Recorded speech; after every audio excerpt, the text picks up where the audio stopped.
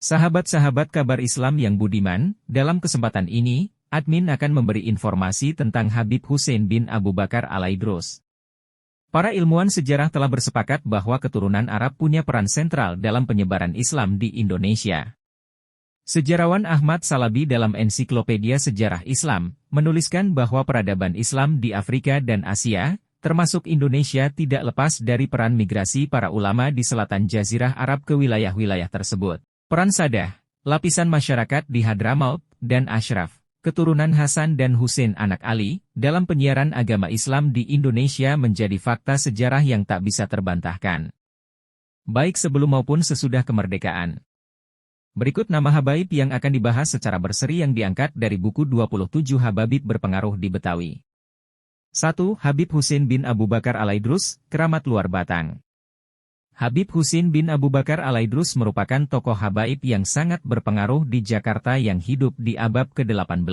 Kondisi saat ini beliau sudah meninggal dunia dan dimakamkan di Komplek Yayasan Keramat Luar Batang. Semasa hidup beliau banyak berkaitan dakwah dan perjuangan masyarakat terhadap penjajah kolonial Belanda. Beliau hidup menetap tinggal di daerah Luar Batang, salah satu kampung di daerah pesisir Jakarta di dekat Pelabuhan Ikan Muara Baru, Jakarta Utara. Lokasi ini pada masa itu merupakan kawasan penyangga pusat perdagangan di Batavia yang menjadi magnet perekonomian pada masa itu. Dakwahnya bukan hanya pada kalangan masyarakat pribumi, Betawi, di Batavia tetapi kalangan pendatang pedagang Tionghoa. Masyarakat luas lebih mengenal beliau dengan nama Habib Keramat Luar Batang. Hal ini berkaitan dengan lokasi tempat tinggal semasa hidupnya dan lokasi makamnya berada. Terdapat kisah dari kampung Luar Batang yang berarti simbol batas wilayah antara barat dan utara dengan menggunakan sebatang bambu sebagai tanda batasnya. Tokoh habaib yang satu ini sudah sangat terkenal hingga ke daerah-daerah di Nusantara sebagai tujuan wisata sejarah dan religi. Bahkan bagi masyarakat Betawi menjadi tujuan utama berziarah sebagaimana yang diungkapkan Rahmat, salah satu peziarah dari Jakarta Timur. Rahmat datang bersama rekan-rekan pengajian untuk datang dengan tujuan yang sama dengan banyak orang yang datang pada umumnya, yaitu berziarah dan berdoa. Lokasi makam yang berada di muka sisi kiri masjid, membuat para penziarah bukan hanya datang berziarah tetapi bisa melaksanakan sholat di masjid tersebut.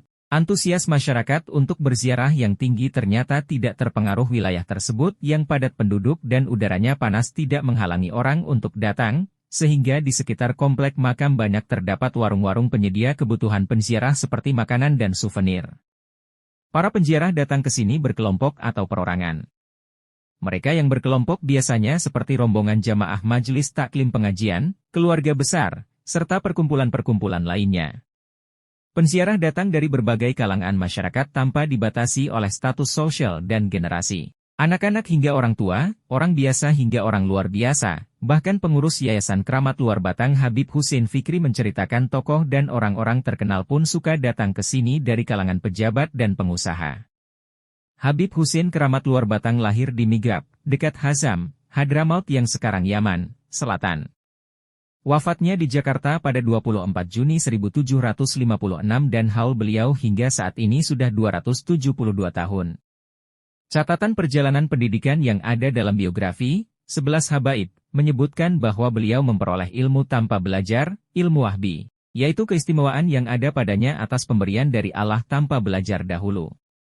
Habib Hussein Fikri sebagai pengelola yayasan menyebutkan bahwa beliau banyak belajar tentang ilmu-ilmu tasawuf dari guru-gurunya, yaitu diantaranya Habib Abdullah bin Abu Bakar Al-Aidrus, Sohibul Ratib Al-Aidrus, Habib Abdullah bin Alwi Al-Haddad, Sohibul Ratib Al-Haddad, dan para alim sufi.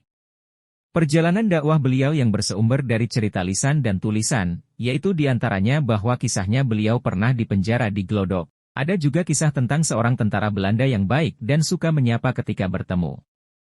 Suatu ketika diramalkan akan menjadi seorang gubernur di Batavia, dan hal itu terbukti, sehingga setelah menjadi gubernur, tentara itu memberikan hadiah harta untuk habaib yang ditolaknya. Kisah lainnya yaitu bahwa beliau mengajar dan berdakwah di Langgar Kampung Baru dan murid yang terkenal yaitu seorang saudagar Tionghoa Haji Abdul Qadir yang makamnya berada di samping makam beliau. Habib Hussein memiliki kelebihan dalam keilmuan tasawuf dan salah satu karya intelektual terdapat dalam bacaan shalawat sebagaimana terlampir.